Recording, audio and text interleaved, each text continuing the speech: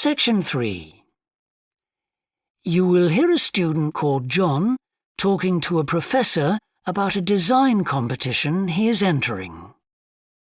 First, you have some time to look at questions 21 to 25.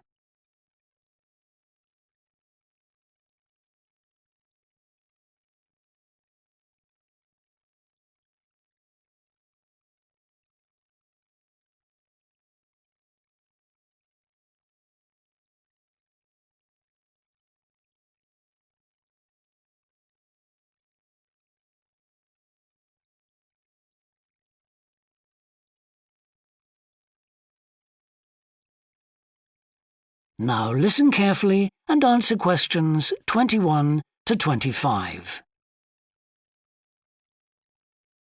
Hello, Professor. I'm John Wishart. I'm working on my entry for the Global Design Competition. My tutor said you might be able to help me with it. Ah, yes, I got a copy of your drawings. Come in and tell me about it. What sort of competition is it?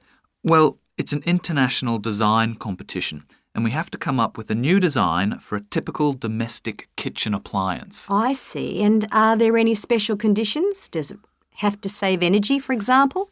Actually, that was the focus in last year's competition. This year's different. We have to adopt an innovative approach to existing technology, using it in a way that hasn't been thought of before. I see. That sounds tricky. And what kitchen appliance have you chosen? Well, I decided to choose the dishwasher. Interesting. What made you choose that? Well, they're an everyday kitchen appliance in most Australian houses, but they're all pretty boring and almost identical to each other.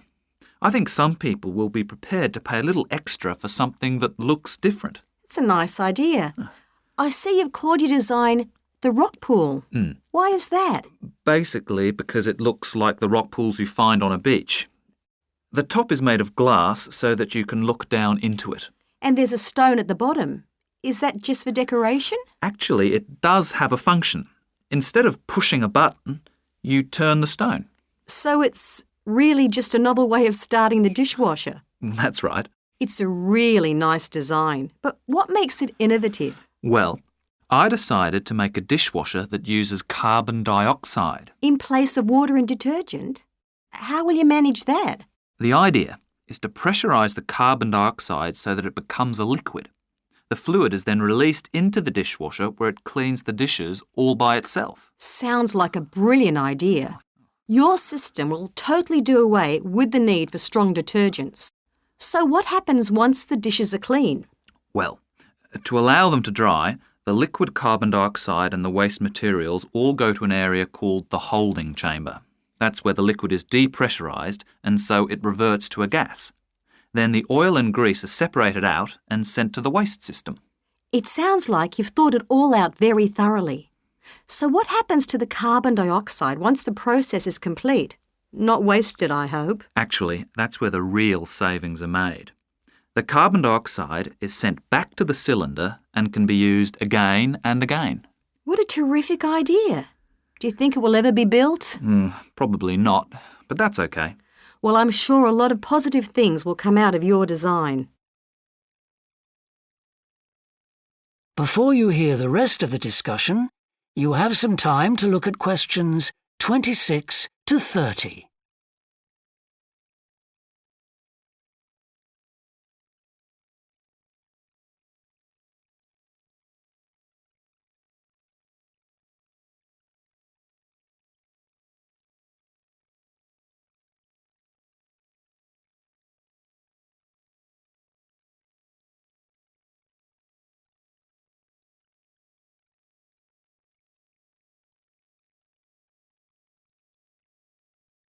Now listen and answer questions 26 to 30.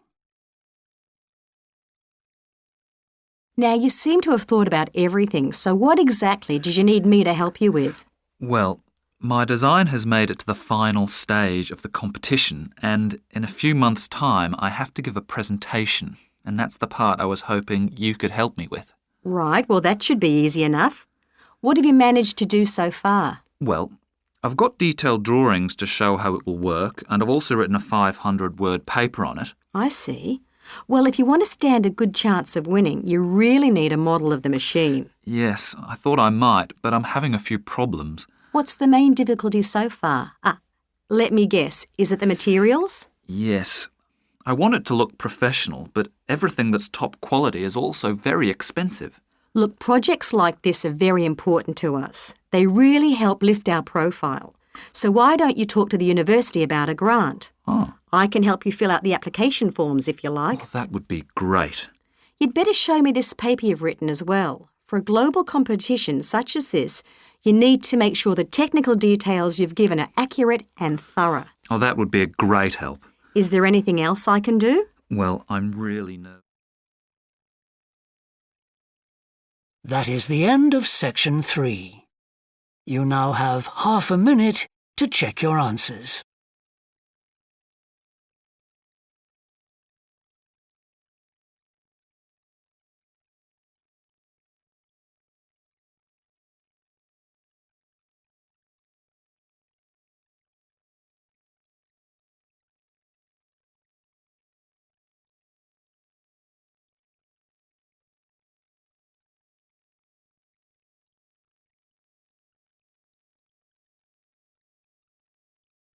Now turn to section 4.